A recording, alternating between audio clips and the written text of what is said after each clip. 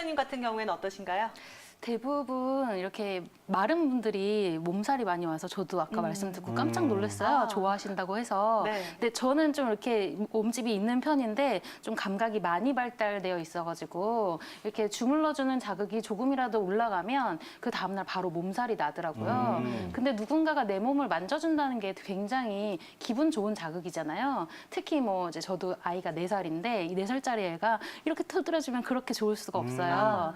그러니까 누군가가 나를 생각해준다는 마음, 그 손길 자체가 되게 좋은 것 같은데 그래서 저도 종종 마사지를 좀 받으러 갑니다. 그런데 몸살이 좀 잘 나는 편이기 때문에 강도를 좀 약하게 해달라고 말씀을 드리는데 해주시는 분께서 제 부탁을 듣고 살살 해주시면 굉장히 좋은데 이렇게 세게 해서 풀어야 한다고 주장하시면서 계속 막 심하게 주무르는 분들 계시거든요. 그렇죠. 그러면은 바로 그 다음날 몸살이 와서 내 스스로 건강관리를 잘 해야겠구나 이런 생각을 많이 합니다. 이제 아무래도 한의과 대학생이다 보니까 뭐 네. 한방, 경락 이런 거 눈에 보이면 되게 반갑잖아요. 맞아요. 그래서 이제 경락 마사지라고 되어 있는 곳을 다닌 적이 있는데 정말 깜짝 놀랐어요. 그리고 그때는 제가 뭐 예과 1학년인가 이렇게 어렸을 때라서 이게 어떤 건지 몰랐는데 나중에 한의사 면허를 취득하고 나서 돌이켜 보니까 이분들은 그냥 좀 문지르고 좀 세게 해주는 걸 경락이라고 표현하는구나라는 생각이 들더라고요. 경락이라는 개념이 사실 그렇게 쉽지는 않잖아요. 어떤 그렇죠. 개념일까요? 뭐 이제 인체를 따라서 흘러가는 어떤 에너지의 통로라고 생각하시면 될 텐데 대표적으로 12경락이 있고 뭐 인맥, 동맥해서 14개의 경락이 있다라고 하는데 이것들이 길 같은 역할을 해요. 에너지가 통하는 길 같은 역할. 그리고 이 14개가 여러 가지 복합적으로 작용을 많이 할 텐데 굉장히 복잡한 메커니즘이 있거든요. 근데 그냥 단순히 이렇게 흐르는 길을 따라서 세게 마사지를 해주는 걸 경락 마사지라고 표현을 하는 경우가 되게 많은데 제가 받았던 거는 좀 들으시면 깜짝 놀라실걸요. 오일을 바르고 네. 이런 도자기 그릇 같이 생긴 거 있잖아요. 그걸로 몸을 막 문지르는데 네. 피멍이 들었어요. 하체 전부 다. 어머. 그래서 몸살도 나고 피멍이 들어서 너무 깜짝 놀래가지고 네. 이거 어떻게 해요? 그랬더니 참고 계속 받다 보면 괜찮아진다고 그 하시더라고요. 멍이 빠지면서 또 뭐 독소가 배출된다 이렇게 네, 또 언급을 맞아요, 하잖아요. 맞아요. 네. 그래서 그때는 좀 아닌 것 같은데 이건 무슨 설명인지 이렇게 생각했는데 그때는 학생이어서 그랬고 네. 나중에 졸업하고 나서 생각해 보니까 잘 모르시는 분들이 좀 이렇게 마사지를 하시면 안 되겠다 이런 생각이 들더라고요. 저 같은 경우는 이렇게 마사지를 받을 때 아무래도 평상시에 두통이 있다 보니까 네. 이 머리라든지 관자놀이라든지 목 뒷부분 목 이런 데 뒷부분, 마사지를 하는 걸 굉장히 좋아해요. 원장님들은 좀 어떠신가요? 저도 항상 목 어깨가 근육이 많이 굳어 있기 때문에 네. 그런 부분 마사지 받는 거를 굉장히 좋아하고요. 사실 이 마사지는 뒷부분은 누군가가 해주지 않으면은 뭐 안 되는 그런 상황이기 때문에 네. 뭐 가족이라든지 아니면 뭐 마사지 하는 곳에 도움을 받을 수밖에 없는데 결국 내 건강 관리는 내가 하는 거잖아요. 그래서 그렇죠. 저는 스트레칭 같은 걸 좀 많이 하려고 노력을 하고 있고요.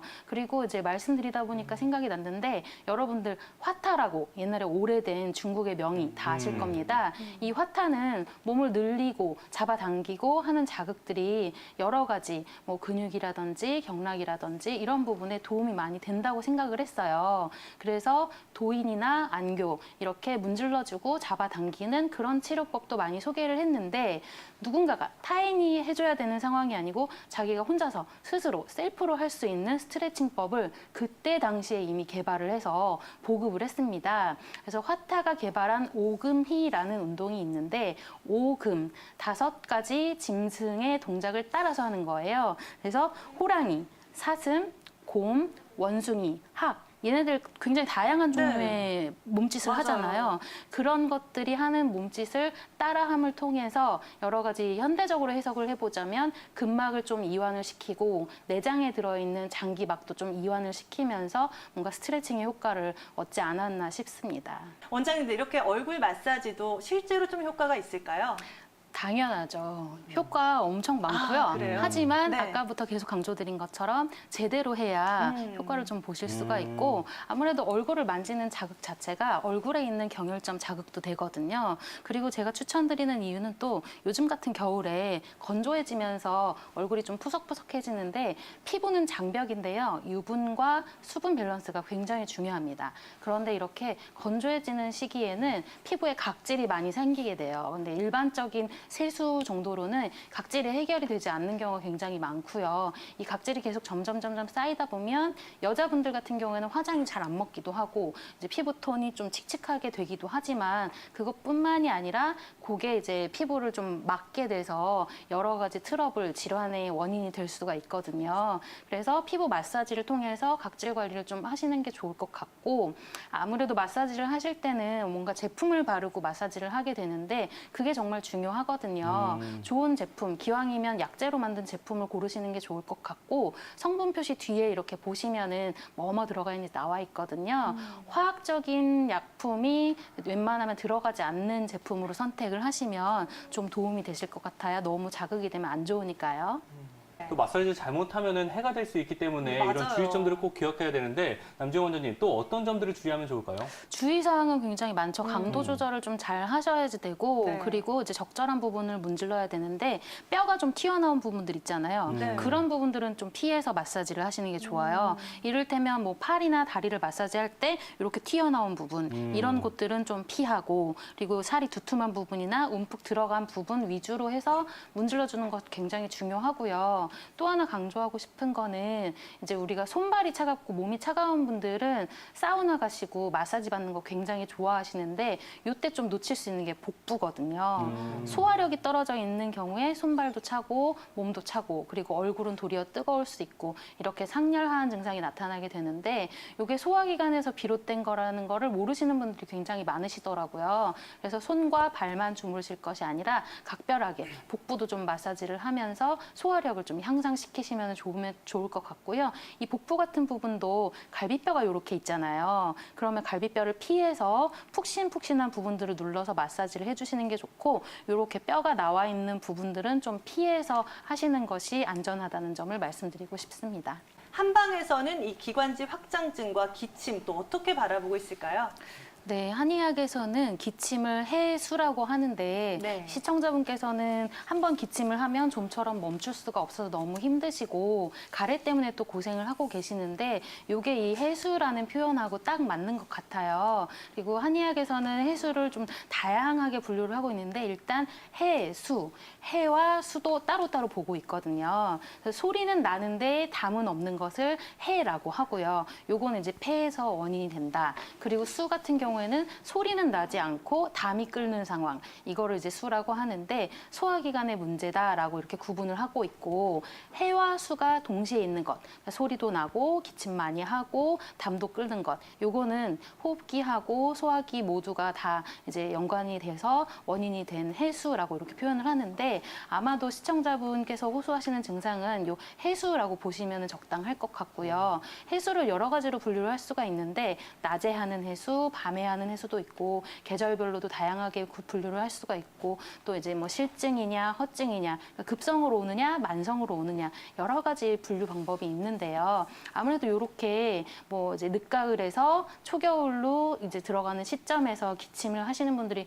굉장히 많으실 거고 봄이나 여름이나 가을이나 이럴 때도 은근히 기침이 좀 다양한데 원인이 굉장히 많이 다르거든요. 그래서 계절별로 복용할 수 있는 한약이 좀 분류가 되어 있어요. 그리고 시청자분께서는 지금 언제부터 불편하신지는 제가 전해듣지는 못했지만 약을 복용하고 계시지 않고 또 증상을 보니까 아마도 상당히 오랜 기간 동안 불편하셨을 텐데 지금 같은 겨울 계절에 맞는 처방을 드시면 조금 완화가 되지 않나 싶고요. 이 기관지 확장증이라는 거는 비가역적인 증상입니다. 한 번 시작이 되면 이 병의 진행은 다시 되돌릴 수가 없어요. 그렇지만 증상은 조금 완화시키고 생활의 질을 좀 끌어올릴 수 있는 여러 가지 한의학적인 방법이 있거든요. 그래서 봄 같은 경우에는 해수에 뭐 기력이 저하될 수가 있고 소화력에 문제가 오는 경우가 굉장히 많아요. 겨울 동안 몸의 신진대사 작용이 움츠러들어 있다가 펼쳐지는 시점이 봄이거든요. 그래서 기운을 더 많이 소모하게 되고 체력 저하가 잘 오는 시점이에요. 춘곤증이 있기도 하고. 그래서 봄에는 뭐 주로 이제 소화력을 끌어올리는 이진탕 같은 약을 쓰기도 하고요. 여름 같은 경우에는 덥잖아요. 더워서 생겨서 몸 안에 열이 좀 많이 생기게 될 수가 있어요. 그래서 몸에 열이 많이 생기면 진액도 좀 고갈이 될 수가 있고, 그래서 그런 것들을 채워주는 뭐 맹문동탕이라든지 길경탕이라든지 이런 것들을 많이 쓰고 있고요. 가을에는 이제 건조해지기 시작하잖아요.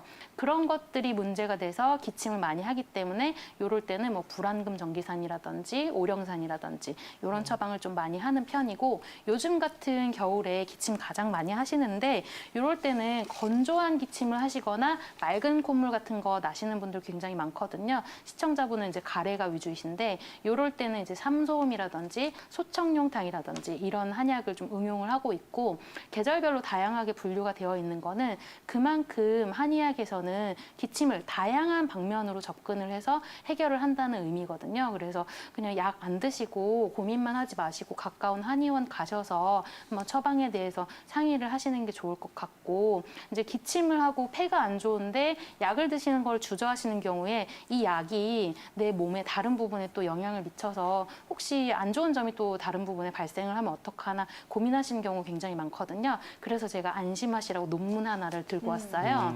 이 기침에 한약이 잘 듣는다는 이제 논문은 엄청나게 많아요. 네. SCI 논문에도 굉장히 많이 실리고 있는데, 그 중에 하나 제가 재미있는 논문을 발견을 했거든요. 이게 뭐냐면 기관지 확장증이 있으신 분을 한의학적으로 변증, 원인이 어떤 건지 파악을 했더니 폐옹이라는 이 질환으로 볼 수 있다고 판단을 해서 폐옹을 치료하는 한약을 썼어요. 그랬더니만 이분이 기침과 가래가 굉장히 불편하시고 몸에 오한과 발열이 있는 분이셨는데 한약을 복용하고 나서 6일 만에 발열과 오한은 거의 많이 사라지고 8일이 지나고 나서 객담, 가래 나오는 것과 기침이 굉장히 많이 감소했다라는 논문인데, 여기까지만 들으면 그래 뭐 한약 먹고 좋아졌나 보지 이렇게 생각을 하실 텐데요. 제가 안심하시라고 들고 나왔다고 했잖아요. 여기서 썼던 한약이 위경탕입니다. 위경, 의인, 동과자, 도인 이렇게 4가지로 구성되어 있는 탕약인데요. 위경 되게 어려워 보이잖아요. 갈대 뿌리로 만든 약재입니다. 갈대 뿌리라고 하니까 굉장히 안심되실 거예요. 그리고 의인은 율무고요. 도인 같은 경우에는 이제 뭐 그 복숭아 씨를 도인이라고 하거든요. 그러니까 우리가 자연에서 접할 수 있는 천연의 재료를 이용을 해서 부작용 없게끔 탕약을 만들어서 복용을 해도 그런 불편한 증상들이 충분히 좋아질 수가 있거든요. 그러니까 가까운 한의원 가셔서 한번 진찰 받아보시기를 권해드립니다. 앞서 족저근막염에 대해서도 이야기를 했는데 남정 원장님, 족저근막염을 가지신 분들이 또 알아야 될 점 또 어떤 것들이 있을까요? 네, 일단 족저근막염이 있으시면 발바닥이나 뒤꿈치가 굉장히 많이 아프신 거잖아요. 그렇죠. 그래서 디딤기만 해도 통증이 있는데 그 통증을 가지신 분들이 애석하게도 또 하나 불편한 점이 또 있으세요. 혈액순환이 잘 안 되다 보니까 염증 때문에, 그래서 발바닥에 굳은 살이 많이 배기고 각질이 많이 생기면서 때로는 뒤꿈치가 갈라져서 찢어지기도 하거든요. 그게 또 하나의 고통입니다. 그래서 족저근막염이 있으신 분들은 열심히 치료를 받으셔서 뒤꿈치 통증은 물론 이제 갈라짐도 같이 해결을 하셔야 되는데, 한의원에 오셔서 족저근막염 치료를 하시면 발바닥 자체를 치료하기도 하는데요. 이 이어지는 하퇴, 종아리 부분도 꼭 반드시 같이 치료를 하거든요. 그 부분에서 혈행이 좀 개선이 되어야지만 발바닥에 있는 염증이 좋아지기 때문에요. 그리고 염증 좋아지면서 혈행도 개선되고 하면서 이제 혈액순환이 잘 되니까 피부도 굉장히 많이 보들보들해지고 뒤꿈치 갈라지는 것도 좀 없어지니까는요. 꼭 치료 받으셨으면 좋겠습니다.